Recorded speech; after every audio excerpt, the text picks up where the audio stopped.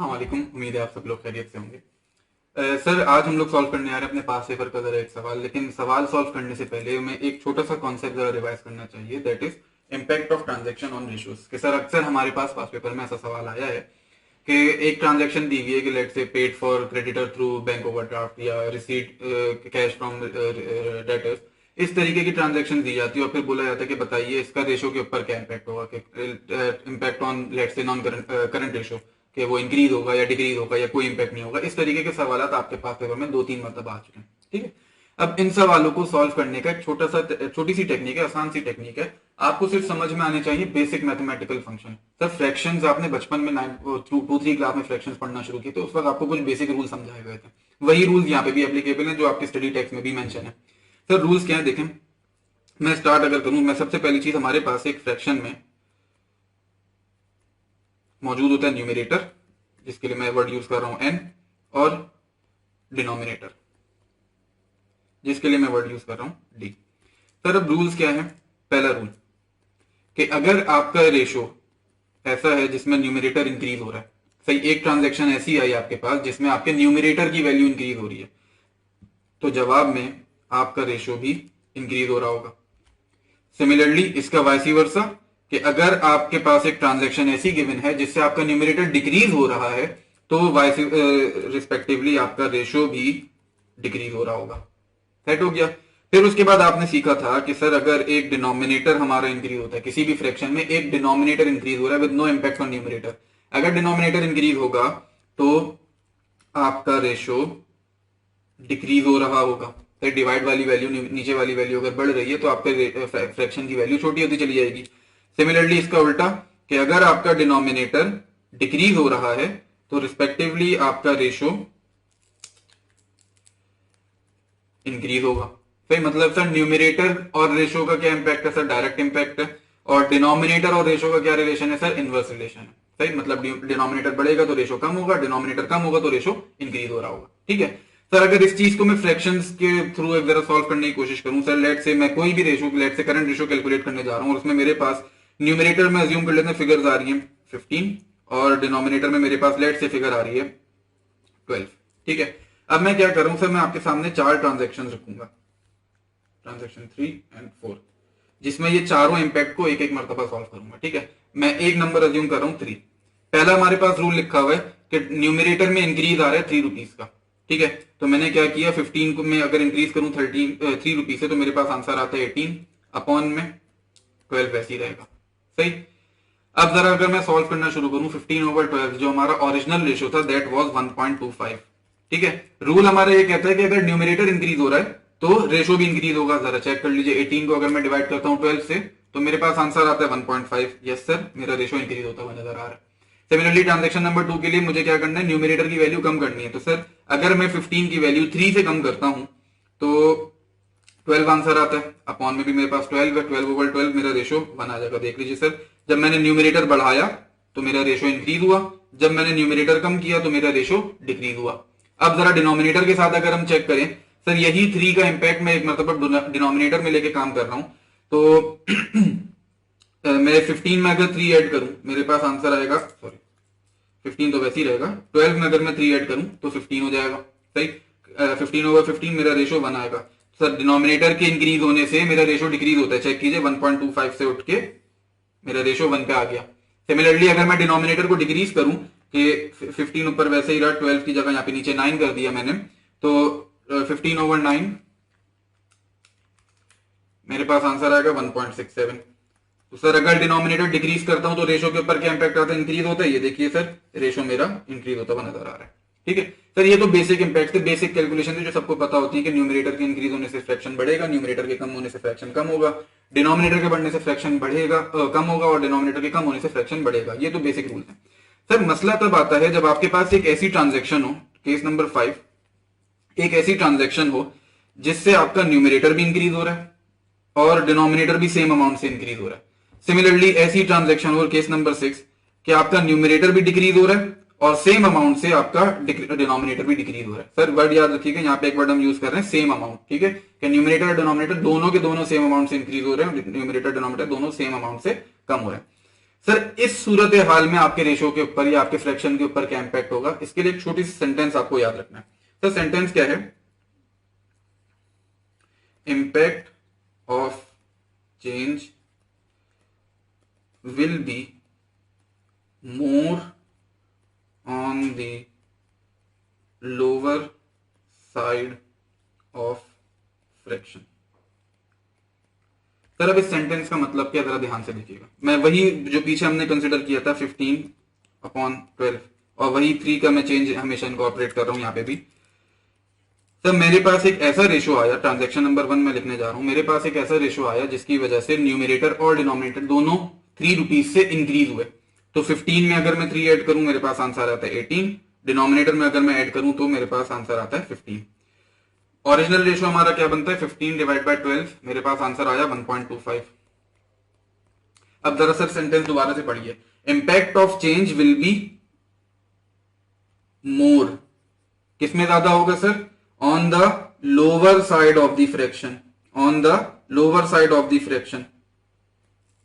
तो सर मुझे जरा ये बताइए कि इस ट्रांजैक्शन में, इस रेशो में मेरे पास lower side of transaction fraction कौन सा, 12।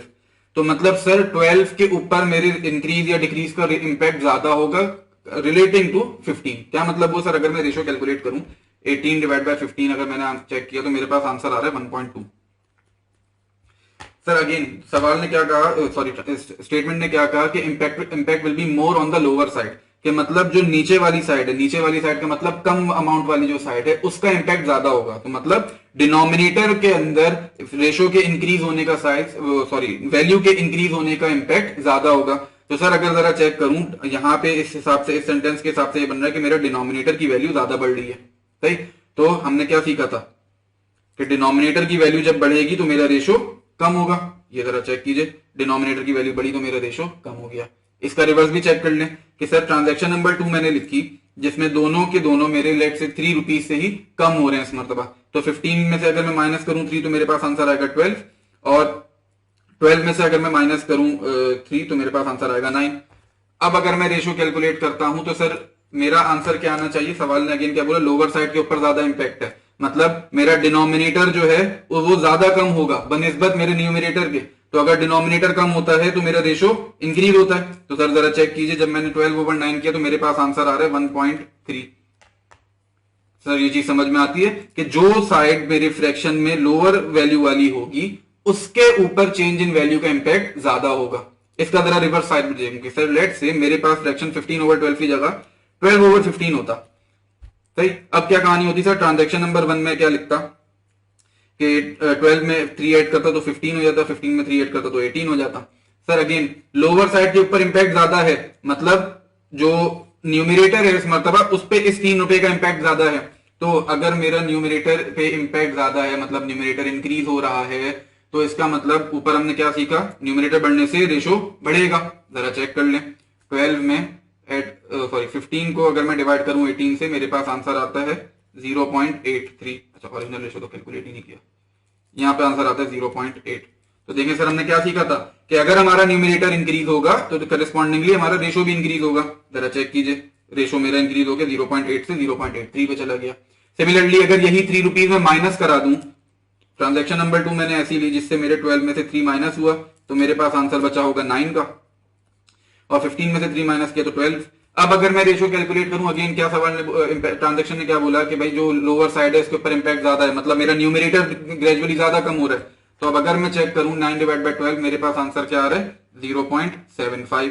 चेक कीजिए, ऊपर हमने क्या पढ़ा था कि अगर न्यूमरेटर आपका कम हो रहा है तो रेशो भी आपका कम होगा। सर ऐसा ही हो रहा है बिल्कुल, जब न्यूमरेटर हमारा कम हुआ तो रेशो भी हमारा कम होकर 0.75 पे आ गया। तो ये वो टेक्निक है जिसकी बेस पे आपके तमाम सवाल सॉल्व होने, ठीक है। अब जरा पास पेपर का एक सवाल उठा के देखते हैं, इसी टेक्निक को सामने रख के सॉल्व करना है, सिर्फ आई डी और नो इफेक्ट लिखना है और कोई काम नहीं है पास पेपर में इसके अलावा। अच्छा जी, आपके लास्ट अटेम्प्ट का सवाल है sir, autumn 2023 question number 3, 10 marks के लिए सवाल आया था। अच्छा देखिए सवाल क्या बोल रहा है, you are working with the finance manager of HTT Limited. A new CFO has joined HL and has recommended changes to accounting policies related to assets to improve HL's financial ratios in the next financial statements. अच्छा sir, ये चीज आपको पता है आईए set में आपने पढ़ी है कि जब भी हम पॉलिसी चेंज करते हैं तो उसका रेट्रोस्पेक्टिव इम्पैक्ट होता है, मतलब पीछे से सारे अकाउंट्स आपने एडजस्ट करने होते हैं, ठीक है। The CFO has suggested the following changes to the policy. सबसे पहला काम उसने क्या बोला कि आईपी को आप कॉस्ट मॉडल से उठा के फेयर वैल्यू मॉडल पे ले जाएं।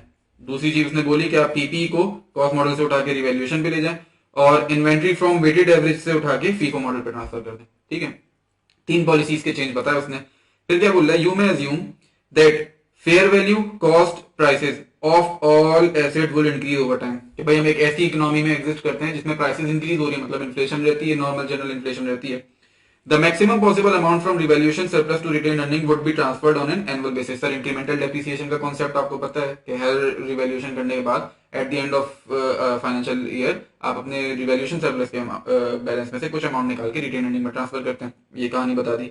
एंड तीसरी चीज ने बोली, periodic inventory system is followed by HL. सही, आपने बचपन में पढ़ा होगा, पर पीछे वाला पीरियोडिक इन्वेंट्री सिस्टम होते हैं उसमें से पीरियोडिक ये फॉलो कर रहे हैं।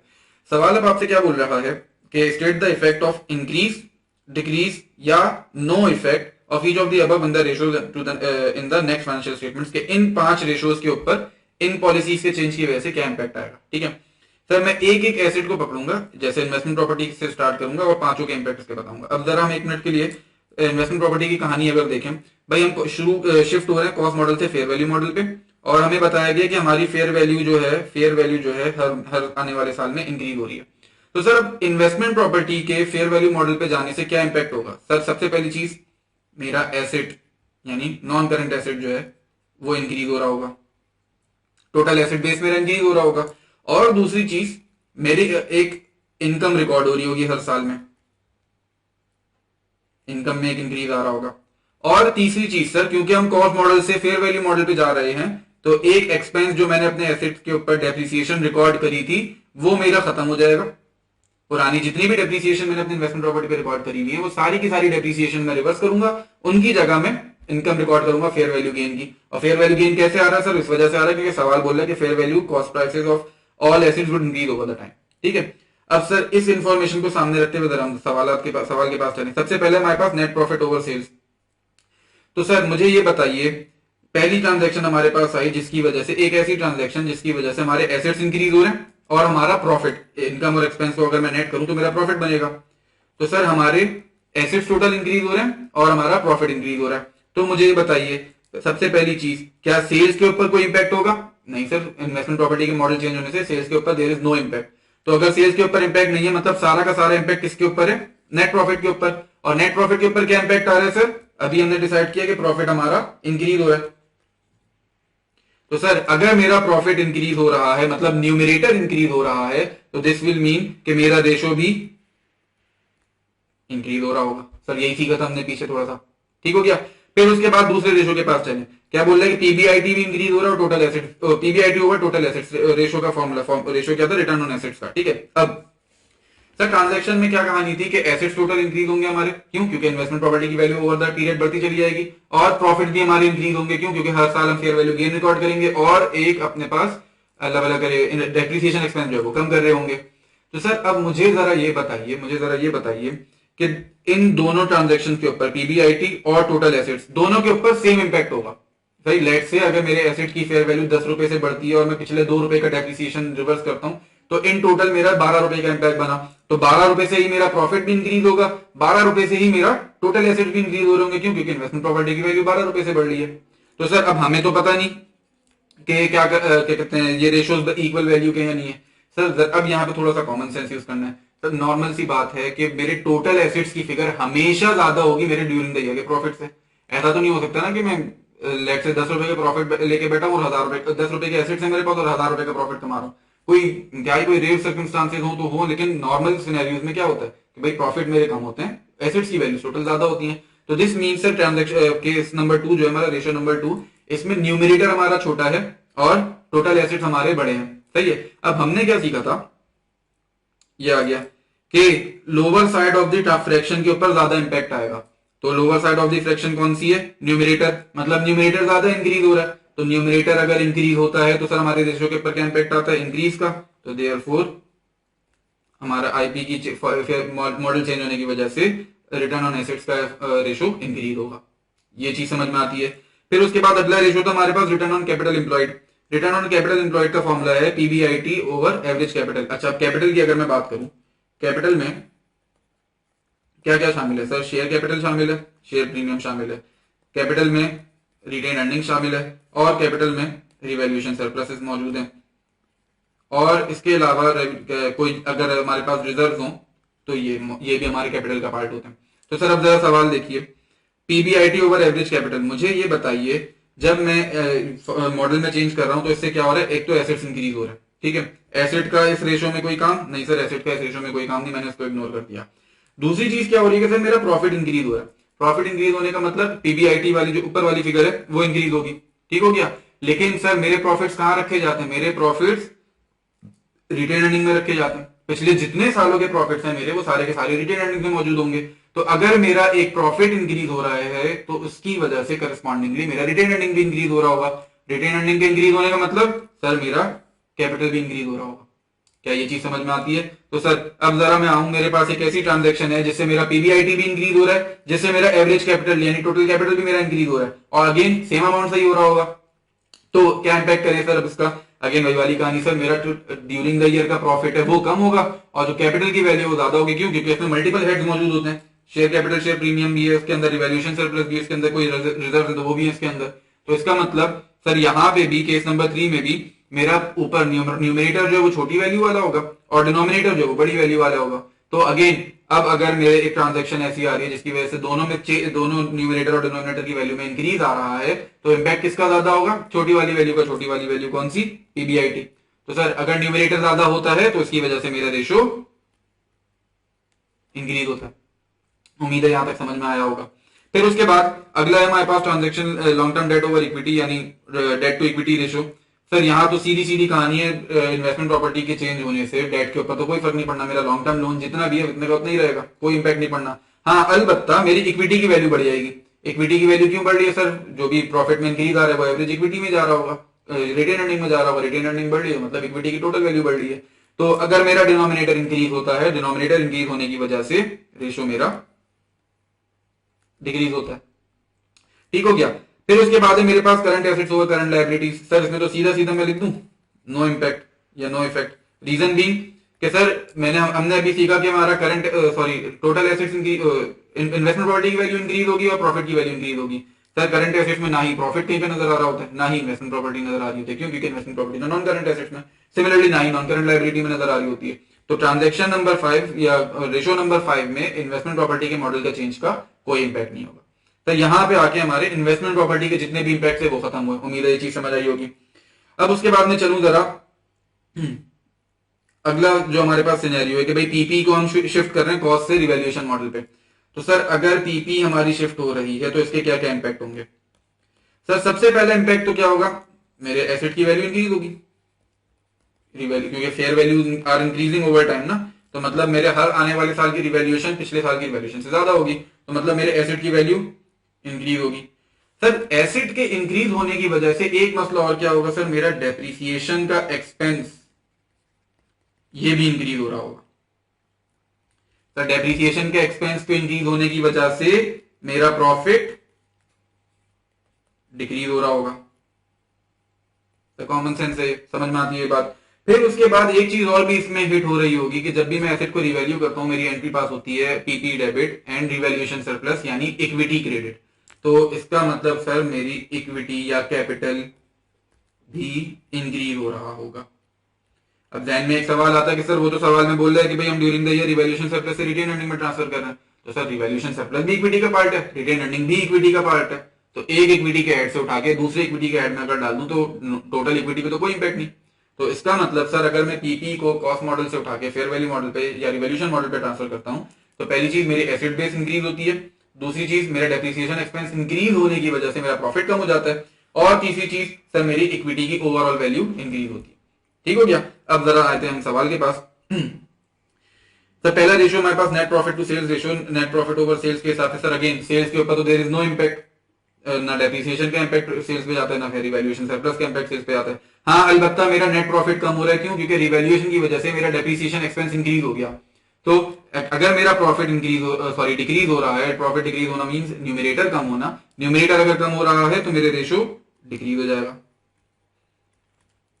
ठीक हो गया। फिर उसके बाद अगला है मेरे पास PBIT over total assets. Sir अभी हमने क्या पढ़ा कि प्रॉफिट हमारा कम होगा, मतलब मेरा न्यूमरेटर तो कम हो रहा है लेकिन टोटल एसेट्स की वैल्यू इंक्रीज होगी। क्यों? क्योंकि हर साल पीबी में मैं रिवैल्यूएशन सरप्लस रिकॉर्ड कर रहा हूँ, तो टोटल एसेट्स की वैल्यू बढ़ती चली जाएगी। सही सर, डिनोमिनेटर इंक्रीज हो रहा है, न्यूमरेटर कम हो रहा है। कॉमन सेंस है कि सर हमारा डिनोमिनेटर इंक्रीज होने की वजह से रेशो डिक्रीज होता है, तो देयरफॉर पीपी के सेकंड रेशो के ऊपर इंपैक्ट भी डिक्रीज का ही होगा। तीसरे के पास मैं अगर आऊं पॉइंट नंबर 3 कि sir PBIT over average capital यानी return on capital employed. Sir अब यहां पे जरा ध्यान से सुनिएगा। सर पीबीआईटी के ऊपर हमारा क्या इंपैक्ट आया कि हमने जब डेप्रिसिएशन एक्सपेंस रिकॉर्ड किया तो हमारा प्रॉफिट कम हो गया, तो इसका मतलब ये न्यूमरेटर वाली फिगर जो है ये कम हो रही है। सही, यही फिगर मेरी एवरेज कैपिटल के अंदर भी जा रही होगी। ठीक हो गया। लेकिन सर एवरेज कैपिटल के अंदर एक तो प्रॉफिट आ रहा है ड्यूरिंग द ईयर का, दूसरा जो भी मैं रिवैल्यूएशन सरप्लस रिकॉर्ड करूंगा अपने पीपी के ऊपर वो पूरी की पूरी वैल्यू मेरे कैपिटल के अंदर शामिल होगी। तो क्या कहानी हो रही है सर? सर मेरा पीबीआईटी तो कम हो रहा है लेकिन एवरेज कैपिटल इंक्रीज हो रहा है। प्रॉफिट कम आने की वजह से थोड़ा सा कम होगा लेकिन उसका इंपैक्ट सारा का सारा रिवर्स कैसे हो जाएगा सर? रिवैल्यूएशन सरप्लस की वैल्यू ज्यादा होगी। Profit before interest and tax में डेप्रिसिएशन में जरा सा इंपैक्ट है ना कि लेट से 10 रुपए की डेप्रिसिएशन पहले चार्ज करता था, अब 12 रुपए की चार्ज करने लग गया। लेकिन रिवैल्यूएशन सरप्लस तो एक ह्यूज अमाउंट होगी क्योंकि एसेट जो 100 रुपए का था लेट से 150 रुपए पे चला गया। तो इसका मतलब सर मेरा एवरेज कैपिटल इंक्रीज होगा और पीबीआईटी कम होगा। डिनोमिनेटर इंक्रीज हो रहा है, न्यूमरेटर कम हो रहा है, तो मतलब मेरा रेशो डिक्रीज हो रहा होगा। उम्मीद है ये चीज समझ में आई होगी।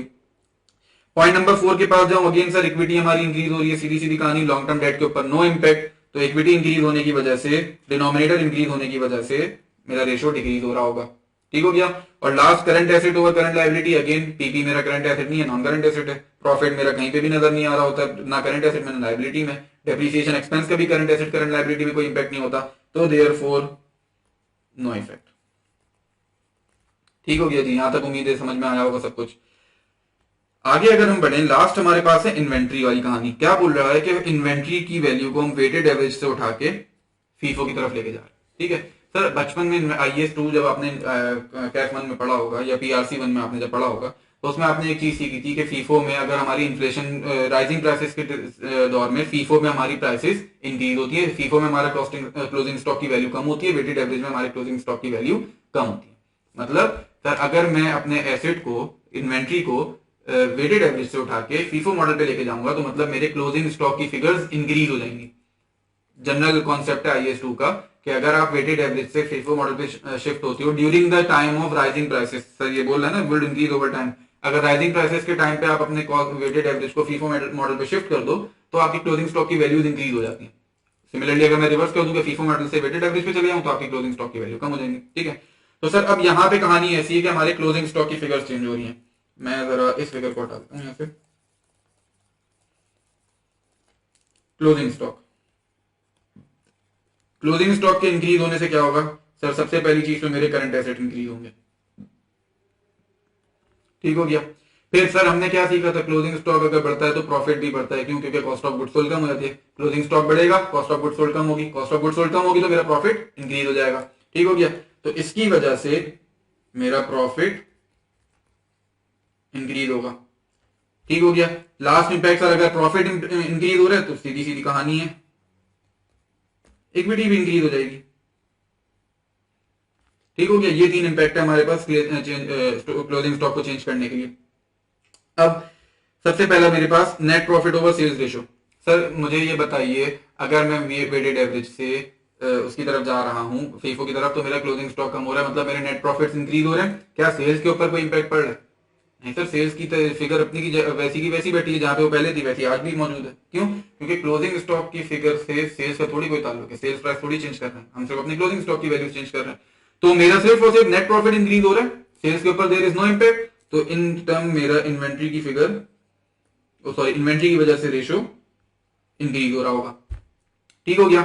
नेक्स्ट है मेरे पास पीबीआईटी ओवर टोटल एसेट्स। तो पीबीआईटी मेरा प्रॉफिट जो है वो इंक्रीज हो रहा होगा। अभी हमने पीछे देखा प्रॉफिट हमारा इंक्रीज होगा और प्रॉफिट के साथ साथ मेरे टोटल एसेट्स भी इंक्रीज होंगे और सर सेम अमाउंट से इंक्रीज होंगे, मतलब क्लोजिंग स्टॉक जितनी वैल्यू से इंक्रीज होगा टोटल एसेट भी उसी वैल्यू से इंक्रीज हो रहे होंगे। तो अगर मेरा पीबीआईटी भी बढ़ रहा है, मेरा टोटल एसेट भी बढ़ रहा है, हमने क्या सीखा था कि जो छोटी वैल्यू है उसका इंपैक्ट ज्यादा होता है। तो sir PB profit for the year और total asset of a company, इसमें कौन सी फिगर ज्यादा होती है? नॉर्मली इसके अंदर टोटल एसेट की फिगर ज्यादा होती है। तो this means PBIT is smaller value compared to total assets. तो सर लोअर साइड मेरी न्यूमरेटर के ऊपर इंपैक्ट ज्यादा होने का मतलब न्यूमरेटर ज्यादा इंक्रीज होगा, न्यूमरेटर बढ़ने की वजह से मेरा रेशो भी इंक्रीज हो रहा होगा। उम्मीद है सर ये चीज समझ में आई होगी। फिर उसके बाद transaction number 3, PBIT over average capital. Sir मेरा प्रॉफिट इंक्रीज हो रहा है, अगेन प्रॉफिट के साथ साथ मेरा एवरेज कैपिटल भी इंक्रीज हो रहा है, क्योंकि यही प्रॉफिट मेरे रिटेन अर्निंग में भी जा रहा होता है। और वही वाली कहानी के सर मेरा प्रॉफिट की फिगर जो है वो छोटी होती है, कैपिटल की फिगर मेरी ज्यादा होती है, ओवरऑल कैपिटल। क्यों? क्योंकि इसमें रिवैल्यूएशन सरप्लस भी है, रिटेन अर्निंग भी है, शेयर कैपिटल भी है, शेयर प्रीमियम भी है। तो प्रॉफिट का भी इंक्रीज हो रहा है, कैपिटल टोटल कैपिटल भी इंक्रीज हो रहा है, प्रॉफिट की फिगर कम है, कैपिटल की फिगर ज्यादा है, मतलब numerator is the lower side of the fraction. तो lower side of the fraction के ऊपर इंक्रीज इन रेशो का इंपैक्ट ज्यादा होगा, तो न्यूमरेटर के ज्यादा होने से रेशो मेरा इंक्रीज होता है, तो देयरफॉर इसका इंपैक्ट भी इंक्रीज पे ही आ रहा होगा। ट्रांजेक्शन नंबर 4 के पास आऊं, long term debt over equity.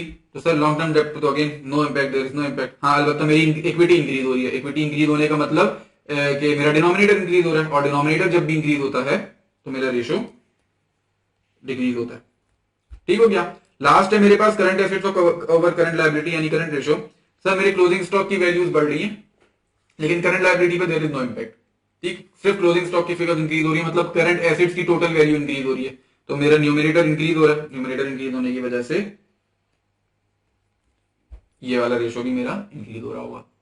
Sir उम्मीद है ये सवाल आपको समझ में आया होगा। एक मर्तबा ये वाला जो कॉन्सेप्ट है आपका, इसको जरूर रिवाइज कीजिएगा इस किस्म के सवाल हैंडल करने के लिए। सिर्फ ये 5-6 जो कॉन्सेप्ट हमने लिखे, 5-6 जो रूल्स हमने अपने लिए लिखे, सिर्फ यही जरूरी है, और कोई चीज नहीं चाहिए। ये चाहिए और बेसिक कॉमन सेंस चाहिए। सर बेसिक कॉमन सेंस किस चीज में?